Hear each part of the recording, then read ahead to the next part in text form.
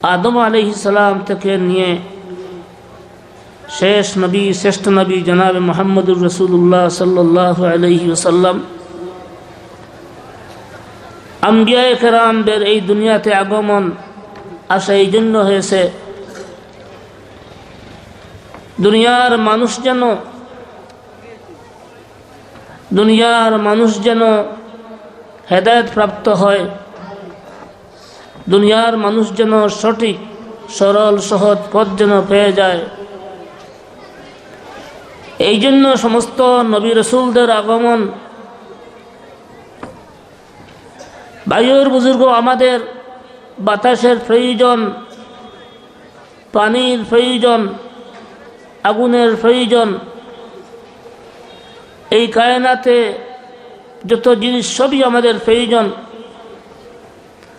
আমাদের সবথেকে প্রয়োজনীয় বিষয় এবং বস্তু হচ্ছে আল হেদায়াহ। ইহদিনাস সিরাতাল মুস্তাকিম সিরাতাল্লাযীনা আন'আমতা আলাইহিম গায়রিল মাগযুবি আলাইহিম ওয়ালাদ-দাল্লিন। আল্লাহ পাক পরবর্তীকার রব্বুল আলামিন আমাদেরকে সংক্ষিপ্ত কুরআন শরীফ সূরা ফাতিহা, যার মধ্যে 113 সূরত, এই সূরতের মধ্যে আসিয়া গেছে এই কুরআন শরীফ ছোট সূরত কুরআন শরীফ, ছোট সংক্ষিপ্ত কুরআন শরীফ সূরা ফাতিহা। তার মধ্যে আল্লাহ পাক রব্বুল আলামিন আমাদেরকে তার কাছে যে চাওয়া পাওয়া এবং দরখাস্তের শিক্ষা দিয়েছেন, এটা হচ্ছে হেদায়েত। ইহদিনাস সিরাতাল মুস্তাকিম।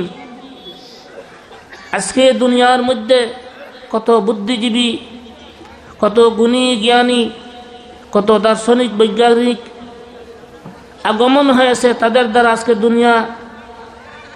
দুনিয়ার লাইনে উন্নতির চিরশিখরে পৌঁছে গেছে। আল্লাহ পাক তাদেরকে সঠিক পথ দেখান নাই, আল্লাহ পাক তাদেরকে হেদায়েত করেন নাই, অর্থাৎ আল্লাহ পাক তাদেরকে জান্নাত জাহান্নামের পথ সম্পর্কে কোনো জ্ঞান দেন নাই। আজকে ওরা হেদায়েত না পেয়ে চতুষ্পদ জন্তু হইতে আরো বত্তর। উলাইকা কাল আনআমি বাল হুম আযাল। আল্লাহ পাক বলছেন ওরা চতুষ্পদ জন্তুর মতো, এর থেকেও নিকৃষ্টতম। যদিও তারা ধারণা করতেছে আমরা সবথেকে বড় ভদ্র বিজ্ঞ গুণী জ্ঞানী, যাদের আল্লাহ রব্বুল আলামিনের ধারণা নেই, রসুলদের ধারণা নাই, জান্নাত জাহান্নামের ধারণা নাই, আখিরাতের বিশ্বাস নাই, ওদের ভবিষ্যৎ অন্ধকার। যাই হোক।